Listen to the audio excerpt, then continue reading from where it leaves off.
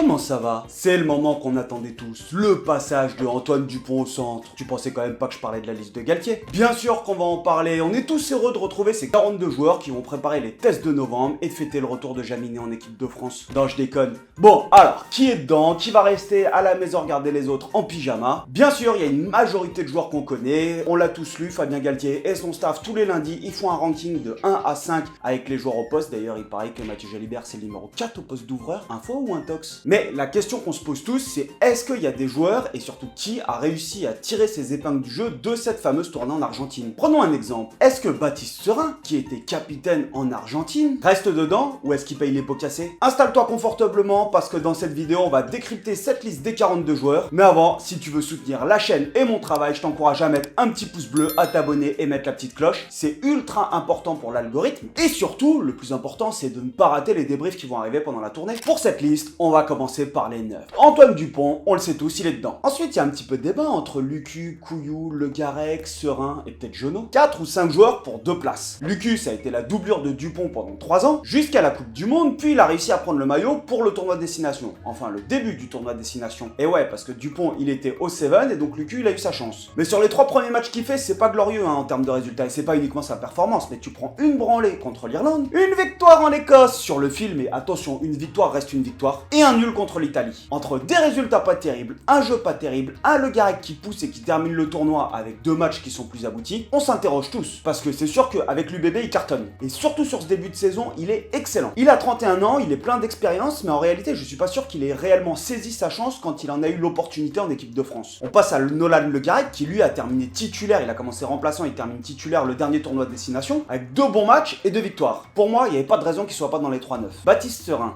perso, c'est un joueur que j'admire énormément. Son souci, il a été capitaine pendant la tournée en Argentine. Alors oui, quand on est capitaine, on ne peut pas être tenu responsable des faits et gestes de ses coéquipiers à des moments extra sportifs, mais t'as quand même ta part de responsabilité. Au bout d'un moment, je pense qu'Antoine Dupont il dit y a personne qui sort ce soir, bah tout le monde va dire oui monsieur Dupont. Et c'est là où c'est un petit peu dur, on lui a donné ce brassard de capitaine et est-ce qu'il va pas pâtir des dérives extra sportives de cet été? Et ça, c'est une véritable question. Baptiste Jonot, je le mets un petit peu entre parenthèses parce qu'il y en a un bien sûr dont il faut parler et qui est pour moi au-dessus, qui était pour moi au-dessus au niveau du ranking, et c'est Baptiste Couillou. Il a fait partie de cette tournée cet été aussi avec un match en France Développement, mais si on reprend les stats de la saison passée, honnêtement, c'est bluffant. Il a mis 21 essais, toutes compétitions confondues. 21! C'est énorme! Et sur cette saison, il est déjà à 5 réalisations en 6 matchs, ou peut-être non, 6 en 7 matchs, parce qu'il a encore marqué ce week-end, il me semble. Alors, ça en fait un sérieux candidat. Galtier a fait les choix suivants. En demi de mêlée, et bien finalement, c'est Maxime Lucu qui va prendre sa place avec Nolan Le Garec et Antoine Dupont. Le poste de 10, il est convoité et il est complexe. On a Ntamak qui va être a priori out sur le début de la tournée. Léo Berdeux, Antoine Astoy, Mathieu Jalibert, et puis il y a aussi Ramos et Léo Barré. Alors la question c'est comment est-ce que Galtier il allait faire pour organiser son ranking et surtout son groupe sur ce poste de 10. Mathieu Jalibert, aucun doute qu'il était dedans. C'est un joueur qui est extraordinaire et faut pas l'oublier et le condamner trop vite. Alors moi je mets des petites pièces à chaque fois parce que ça m'a irrité de voir son attitude et ses déclarations à la fin du top 14.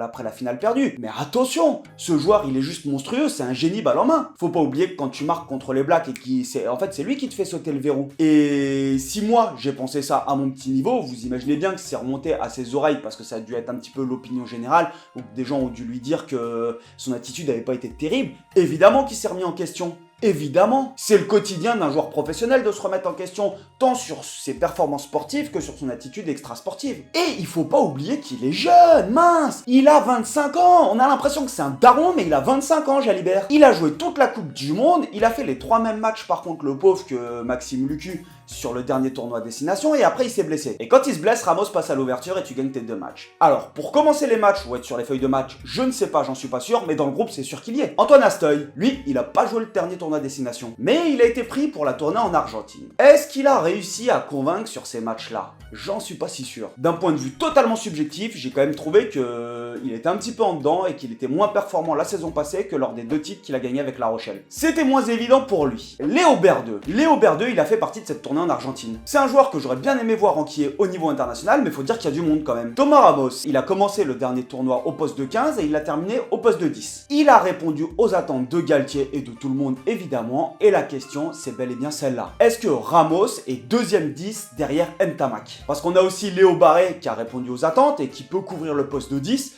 mais je pense qu'il sera plus comme un utility player. À l'ouverture, on en aura 3 à l'ouverture avec Thomas Ramos qui bascule du coup de 15 à 10, Jalibert et Léo Berdeux. On le sait tous, à gauche, Baye, il est out. Il n'y avait pas trop de doute quant à la présence de Wardy, qui d'ailleurs, à mes yeux, fait des très bons matchs en ce moment. Pour moi, derrière, il y avait Sébastien Tao, Dani Priso, Jean-Baptiste Gros. Jean-Baptiste Gros a malheureusement pris un carton rouge contre Vannes. Il était initialement suspendu 6 semaines, mais circonstance atténuante, on lui a retiré 2 semaines. Il a passé le Head Contact Process et sa suspension a été réduite de 1 semaine. Mais le Head Contact Process, c'est quoi? C'est un dispositif pour tous les joueurs qui ont pris un carton rouge pour plaquage haut. Ils peuvent demander à ce que la dernière semaine de suspension soit remplacée par la mise en place d'un atelier d'entraînement portant sur la technique de plaquage ou sur un atelier en lien avec le geste défectueux. Le joueur et son entraîneur doivent ensuite apporter des preuves vidéo des changements effectués. Donc finalement, sa peine est réduite et il est qualifiable à partir du 21 octobre. Sébastien Tao, lui, de son côté, il n'est pas titulaire indiscutable. Et ouais, du côté du loup, la concurrence, elle est pas évidente. Alors que de son côté, Dani Priso, sur les matchs que j'ai vus, eh ben je l'ai trouvé ultra en forme. Ça m'aurait fait plaisir de le revoir en bleu. Galtier a tranché avec Wardy, Gros et Tao. Côté droitier, on s'y attendait tous, Winnie Adonio l'ancien, il est présent. Derrière, il y avait Tatafou, Colombe, Aldeguerri et Demba Bamba pour moi. Demba Bamba, il s'est fait opérer du genou.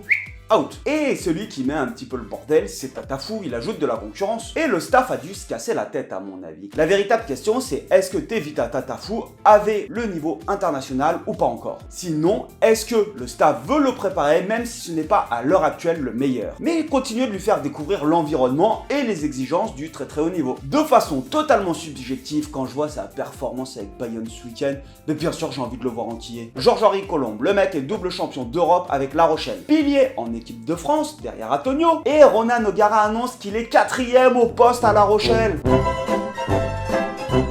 Ça m'a fait mal de l'entendre dire ça. Après, il a peut-être dit ça aussi parce que il a décidé de partir à Toulouse. Faut pas l'oublier. Alors, moi, je suis pas ses prestations au poil, mais Mathieu, mon monteur, qui lui est fan de La Rochelle inconditionnel, me disait que c'est vrai qu'il l'aimait bien, mais que ses prestations n'étaient pas au rendez-vous ces derniers temps. Après, Mathieu, il a jamais joué première ligne. Aldeguerri aussi, qui lui, il s'est fait tellement tailler pour sa tenue en mêlée. Il a beaucoup joué en équipe de France. Et donc, il allait falloir trancher. La question, c'est est-ce que Tatafou et Colombe sont devant lui à l'heure actuelle? Eh bien, c'est Georges-Henri Colombe et le jeune Tevita Tatafou qui vont prendre leur place à droite. Et donc là, c'est plutôt Aldeguerri qui en fait les frais. Au poste de talon, sur les 2 premiers, il n'y avait aucun débat possible. Et là, Fabien Galtier, il a pris tout le monde, mais tout le monde à revers. Il a fait un choix extrêmement fort. Donc, il y a Peato Movaca, Maxime Lamotte et Gaëtan Barlow. Ça veut dire qu'il y en a un qui passe à la trappe et c'est Marchand. Alors la question qu'on peut légitimement se poser, c'est est-ce qu'il fait ça pour lui mettre une petite piqûre parce qu'il n'est pas à son meilleur niveau et pour qu'il atteigne son meilleur niveau pour le tournoi destination, ou est-ce que Maxime Lamotte et Gaëtan Barlow sont réellement passés au-dessus? La seconde ligne, ce poste tellement exigeant. Il y en a 2, même si ça ne fait pas de le dire, ils avaient quand même leur place qui était réservée. C'est Flamand et Méafou. Et ensuite, la question, elle se pose un petit peu. Il y avait Woki, Romain Tao Fifinua, Michael Guillard, Pesanti, Pozzolo Tilagui, Gabriag. Pozzolo, il est blessé. Romain Tao, on peut compter sur lui et je vois pas pourquoi il aurait été écarté à l'heure actuelle. T'amènes quand même cette sérénité et cette puissance, ce poids devant. Michael Guillard, le deuxième ligne du Loup, il était sur les radars. La saison dernière, il a quand même enquillé 31 matchs, dont les 2 en Argentine. Cette saison, il confirme et on se doutait qu'il allait être pris. Il y en a un autre, un petit jeune 2001, c'est Brennan, Joshua Brennan. Alors pour l'anecdote, lui, c'est assez marrant, quand j'entraînais au Stade Français et quand ils étaient en Goderman en première année cadet, on jouait des phases finales et on avait mangé à côté de Toulouse qui, eux, allaient jouer le Racing et nous, on allait jouer, je sais plus, Montauban. Et il nous avait parlé de ce fameux Joshua Brennan qui avait même déjà été surclassé en équipe de France et effectivement, c'était un morceau. La question, c'est est-ce qu'il allait intégrer ou pas? Celui qui avait le plus à perdre mais qui avait peut-être déjà perdu, c'était Woki. Est-ce que le sélectionneur allait le prendre ou non? Je pensais qu'il allait être en balance avec Gabriag et Pesanti. En seconde ligne, on va avoir un petit nouveau. Il y a un nouveau qui s'installe et c'est Pierre Beauchaton. Pierre Beauchaton qui joue à l'UBB, qui a 23 ans et qui évolue aussi 3e ligne. Et bien sur ce poste qui, moi, à mes yeux, est ultra important, je ne sais pas si vous vous souvenez, juste avant le quart de finale de la Coupe du Monde, j'avais fait une vidéo justement sur l'importance de cette 2e ligne, qui sont des postes extrêmement rares, avec des profils vraiment atypiques et très rugueux, et c'est quasiment indispensable d'avoir des 2e lignes ultra performants. Les Box, ils sont double champions du monde avec des 2e lignes ultra performants. Et bah là, il a décidé de se renouveler et il fait un grand ménage. À mon avis, il prépare aussi la sortie future de Tao. Et donc, il a pris Pierre Beauchaton, Thibaut Flamand, Michael Guillard, Emmanuel Méafou, Romain Tao Fifinua et Joshua Brennan. Peuf! Il a mis 6 2e lignes. Alors, il y en a qui ont un profil qui peuvent évidemment basculer en 3e ligne, mais il y a 6 2e lignes.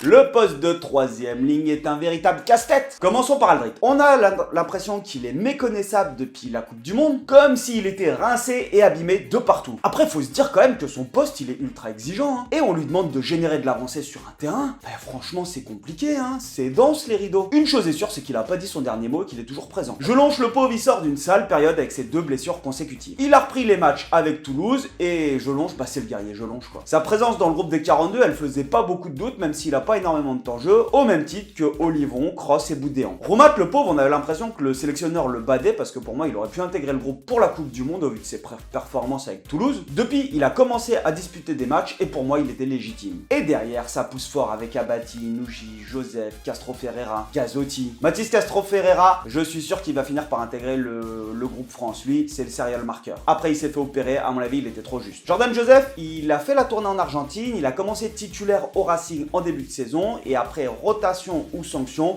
en tout cas, il a plus été titulaire sur les 3 derniers matchs. Du coup, est-ce qu'il allait être dedans? En troisième ligne, les choix sont donc Grégory Aldrit, Pierre Boudéan, François Cross, Anthony Jelonche, Charles Olivon, Alexandre Roumat, Marco Gazzotti et Lenny Nouchi. Les centres, il y a du beau monde et là, c'est un véritable casse-tête. Alors, on est tous très attristés par la blessure de Porter, ça c'est sûr, mais voilà, le débat est lancé. Ficou et Danty, c'est sûr que Galtier, il n'allait pas les sortir, c'est l'expérience. Les hommes forts, le capitaine de la défense, les mecs qui sont là depuis le début du mandat. Danty extrêmement fort dans sa capacité à générer de l'avancée, à mettre des arrêts de buffet et à contester les ballons aussi, faut pas l'oublier. J'ai l'impression qu'il y a beaucoup de personnes qui le battent en ce moment, mais c'est un client Danty, faut pas l'oublier. Moefana, on ne parle sûrement pas assez de lui. Bon, alors ce week-end, il a pris un rouge. En réalité, je pense qu'on a énormément d'attentes sur ce joueur et qu'on les a eu beaucoup trop tôt. C'est-à-dire qu'il n'a que 24 ans, ça fait 4 ans qu'il est en équipe de France. Le mec est en équipe de France depuis qu'il a 20 ans. Au début, il a été baladé au centre, à l'aile, et c'est un petit peu comme Ficou quand il est arrivé en équipe de France, hein. Je sais pas si vous vous souvenez, mais il a été un peu baladé. Alors peut-être qu'on va le voir prendre définitivement sa place au centre. En réalité, j'adorerais le voir passer numéro 12 sur toute la tournée. Ça serait un sacré challenge pour lui. Parce que Antoine Frisch, il a pris le maillot numéro 12 sur la tournée en Argentine, et il a fait de bons matchs à mes yeux. Des matchs propres, c'est-à-dire qu'il a été efficace sur ses actions. Après, la concurrence, elle est dure, hein. Et malheureusement pour eux, à mon avis, Ficou est imbougeable. Capitaine de la défense, excellent joueur de rugby. Il faut quand même dire que tu as beau exceller en top 14, quand tu arrives sur le niveau international, il y a beaucoup plus de pression et quelqu'un qui a de l'aura et du charisme, qui est capable de tout réguler, mais c'est ultra important. Faut être capable de rassurer tes partenaires, de les accompagner, d'être un patron quoi. Derrière, pour moi, il y a Paul Coste, 1m83, 90 kg. Il a été excellent avec Toulouse l'année dernière. Un vrai puncher de ligne, il est capable de te trouver des mini-espaces et en plus, il a cette capacité à te faire vivre le ballon dans des situations totalement improbables. En réalité, tu te demandes pourquoi il n'a pas été appelé encore, parce que dès qu'il touche le ballon, il se passe quelque chose. Mais même pour lui, à Toulouse, bah c'est compliqué. Il est titulaire en finale de la Champions Cup qui est gagnée, mais remplaçant en finale de top 14, le luxe des Toulousains. Les soucis de riche de Hugo Mola. Mais être remplaçant en finale de top 14, ça a forcément un impact sur la visibilité et la notoriété du joueur. Entre un joueur titulaire indiscutable dans son club et un autre nom, bah ça importe. La saison dernière, il a 22 matchs, dont 11 en tant que titulaire, et cette saison, c'est à peu près la même chose. Mais à la place de qui? Arthur Vincent, Emilien Gaëton, Antoine Frisch. Alors l'avantage, c'est que Coste, Gaëton et Vincent, eux, ils peuvent également évoluer à l'aile. D'ailleurs, j'hésitais à faire une vidéo sur Paul Coste. Si ça t'intéresse, dis-le moi dans les commentaires, ça m'intéresse. Ensuite, on a Arthur Vincent, et pour lui, c'est assez compliqué avec le MHR, parce que le MHR n'est pas dans une bonne situation depuis la saison dernière. Et quand un club, il est malade, bah c'est pas évident de sortir du lot et de performer, hein. Un exemple concret, bah si tu te fais fracasser en conquête, il y a peu de chances que tu touches des ballons derrière si t'as pas tes ballons en touche ou si tu prends des pénalités en mêlée. Si tu te fais cabosser dans les rucks et que tu domines pas les collisions, t'auras peu de ballons rapides, donc tu vas jouer énormément sur une défense qui va être organisée. Et c'est une vraie complexité pour les entraîneurs. Comment tu fais pour juger un joueur que tu ne verras pas s'exprimer de la meilleure des manières? Parce que si tu joues tout le temps sur une défense qui est organisée et sans espace, bah évidemment tu vas devoir aller au carton. Alors il a joué en France Développement cet été et Gaëton qui est en équipe de France. Ça annonce aussi un petit peu le ranking qu'il y a aux yeux de Galtier. Emilien Gaëton, 21 ans, et c'est comme De Porter, on attend de les voir jouer un petit peu plus en équipe de France. Il se régale à peau au point d'être devenu capitaine de top 14 à 21 ans. Galtier a choisi de partir avec. Donc Galtier, il a décidé de partir avec Ficou, Frisch, Gaëton, Danty, Paul Coste et Yoram Moefana.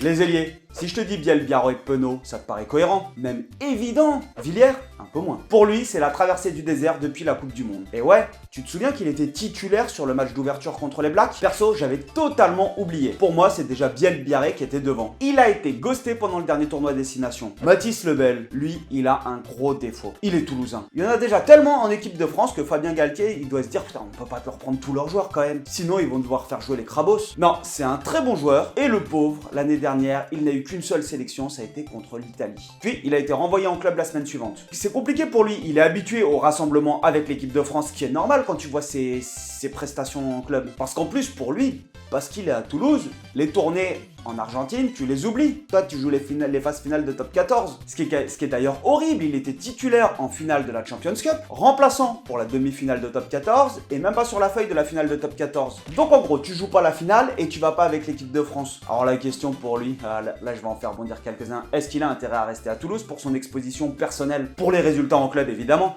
Tu gagnes des titres. Bref, c'est un autre sujet. Atis Ogbe, lui, on s'y attendait. Il est tellement électrique. Leicester Etienne, je pense qu'il a découvert le niveau international cet été avec l'équipe de France et que ça va être un petit peu plus compliqué avec des Penaud et Louis Biel-Biarré qui rentrent. Sachant que Galtier cherche quand même aussi des profils qui peuvent jouer centre ou ailier, c'est beaucoup plus facile sur tes compositions. Donc soit t'es ailier et t'es vraiment au-dessus du lot, parce que même si sur une feuille de match tu as un banc en 5-3, donc 5 avant, 3 quarts, tu sais que tu es obligé d'avoir un remplaçant neuf. Derrière, tu as peut-être un profil qui doit couvrir le 10 ou le 15, et ensuite tu dois avoir un profil centre au moins ou ailier, et si tu prends que ailier qui a un blessé au centre, c'est plus compliqué. À l'aile, on a Théo Atis Ogbe, Louis Biel-Biarré, Mathys Lebel pour récompenser sa belle saison l'année dernière et les gros matchs qu'il fait, Damien Penaud et Gabin Villiers. Les arrières maintenant, Romain Bureau, c'est énorme, c'est normal qu'il soit dans le groupe. Léo Barré, moi perso je l'adore. Alors c'est pas que des belles performances qu'il fait avec le Stade Français. Maintenant si tu juges les internationaux que sur leurs performances en club, bah par exemple je suis pas sûr que Ficou soit encore dedans. La question c'est est-ce qu'il prenait un troisième arrière avec Jaminet? Je rigole, Jaminet il pouvait plus y être. Mais est-ce que tu prenais un troisième arrière ou pas, sachant que tu as quand même